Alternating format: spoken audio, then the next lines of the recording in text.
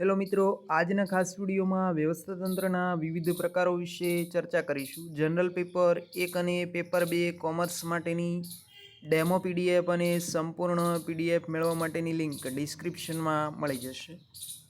સૌથી પ્રથમ પ્રકાર છે રેખિક વ્યવસ્થાતંત્ર, કે જેમાં સત્તા અને જવાબદારી રેખિક અથવા સીધી રેખામાં હોય, એટલે કે ઉપરથી નીચે તરફ વહેંચવામાં આવે છે. સૌથી સરળ અને પ્રાચીન પદ્ધતિ છે.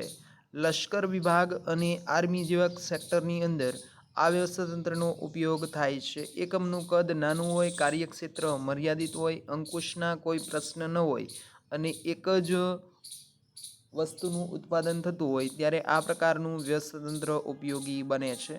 ફાયદા શું છે? તો કે સરળ છે, હુકમની એકવયતા, એટલે કે એક વ્યક્તિ જે ઓર્ડર આપે છે તેને તમામ ફોલો કરે છે. પરિવર્તનશીલ છે અને ખર્ચ ઓછો આવે છે. મર્યાદા શું છે?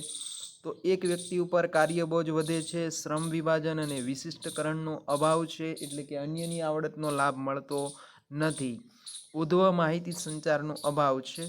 વહીવટી માળખું, તો કે સંચાલક મંડળ, જનરલ મેનેજર, વિભાગીય અધિકારી, સુપરવાઇઝર, કામદાર અને કારકુન, આ રીતે એનું વહીવટી માળખું હોય છે. બીજું વ્યવસ્થાતંત્ર છે કાર્ય અનુસાર વ્યવસ્થાતંત્ર. સત્તા અને જવાબદારીની વહેંચણી કાર્ય મુજબ કરવામાં આવે છે. સત્તા કરતાં કાર્યને વધુ મહત્વ આપવામાં આવે છે. શ્રમ વિભાજન અને વિશિષ્ટકરણનો લાભ મળે છે. ક્યાં ઉપયોગી છે?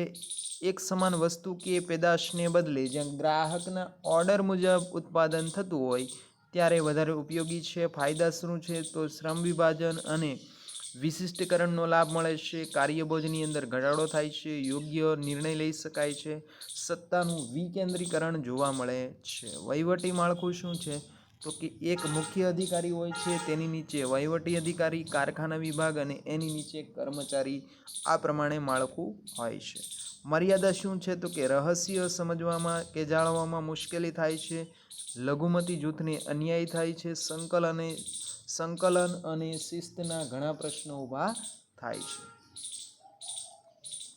ત્યાર પછી છે શ્રેણિક વ્યવસ્થાતંત્ર. સામાન્ય સંજોગોમાં સંયોજનથી રચવામાં આવે છે. એક કરતાં વધુ અધિકારી દ્વારા હુકમ આપવામાં આવે છે. વ્યવસ્થાતંત્રનું આધુનિક સ્વરૂપ છે. અલગ અલગ વિભાગ માટે અલગ અલગ મેનેજરની નિમણૂક થાય છે, જેમ કે ખરીદી માટે અલગ, વેચાણ માટે અલગ.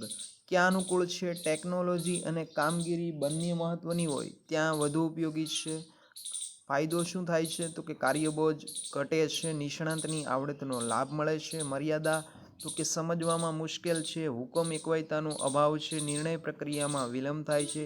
સમય, શક્તિ અને નાણાંનો વ્યય વધે છે. વહીવટી માળખું, તો કે પહેલાં જનરલ મેનેજર હોય, પછી પ્રોડક્શન મેનેજર હોય, એની નીચે વિભાગીય અધિકારી હોય અને એની નીચે કર્મચારી હોય.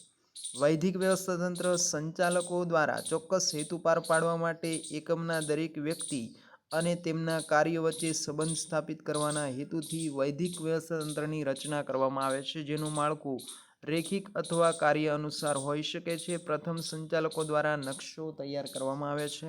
લાક્ષણિકતા શું છે? તો કે ચોક્કસ સમયના સંબંધના આધારે રચવામાં આવે છે. પરિવર્તનશીલ હોતું નથી. મોટા કદના એકમ માટે ઉપયોગી છે. લેખિત સ્વરૂપમાં હોય છે. સત્તા અને જવાબદારીની વહેંચણી ઉપરથી નીચે તરફ હોય છે. અવૈધિક વ્યવસ્થાતંત્ર તો માનવીય કે લાગણીના સંબંધો કે મિત્ર સંબંધના આધારે રચાય છે. કુદરતી રચાય છે. નકશાઓ તૈયાર કરવામાં આવતા નથી. વૈધિક વ્યવસ્થાતંત્રના પડછાયા સમાન છે. લાક્ષણિકતાઓ પરિવર્તનશીલ, માનવ સંબંધને વધુ મહત્વ, સર્વવ્યાપી, નાનું એકમ હોય તેના માટે ઉપયોગી છે. માળખાનો અભાવ હોય છે. વૈધિકના પૂરક તરીકે કામ કરે છે. મૌખિકના સ્વરૂપમાં જોવા મળે છે. પ્રોજેક્ટ વ્યવસ્થાતંત્ર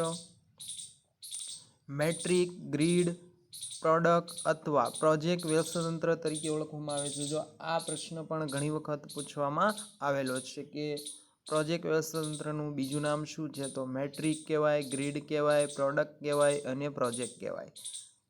જેનો મૂળ ઉદ્દેશ કાર્ય પૂર્ણ થયા પછી પ્રોજેક્ટનો અંત લાવવાનો હોય છે. સમસ્યા કે પ્રોજેક્ટ બાબતે મદદ લેવામાં આવે છે. ખૂબ જ ટૂંકા ગાળાનો હોય છે. હેતુ પૂર્ણ થાય એટલે એનો નાશ કરવામાં આવે છે. વ્યવસ્થાતંત્રમાં નિષ્ણાતની આવડતનો લાભ લેવામાં આવે છે. ઉદાહરણ તરીકે પુલ નિર્માણ માટે એક એજન્સીને કોન્ટ્રાક્ટ આપવામાં આવે અને પુલનું કામ પૂરું થઈ જાય એટલે એનો અંત આવી જાય છે. ટૂંકમાં પ્રોજેક્ટ વ્યવસ્થાતંત્ર કાયમી નથી, એક કામચલાઉ વ્યવસ્થા છે. મૂળ કાર્ય કે હેતુને કોઈ નુકસાન પહોંચાડ્યા વિના કાર્ય પાર પાડી શકાય એ માટે આની રચના થાય છે. ફરી મળીશું આવા જ એક અગત્યના વિડીયો સાથે. ત્યાં સુધી જય હિન્દ, જય ભારત.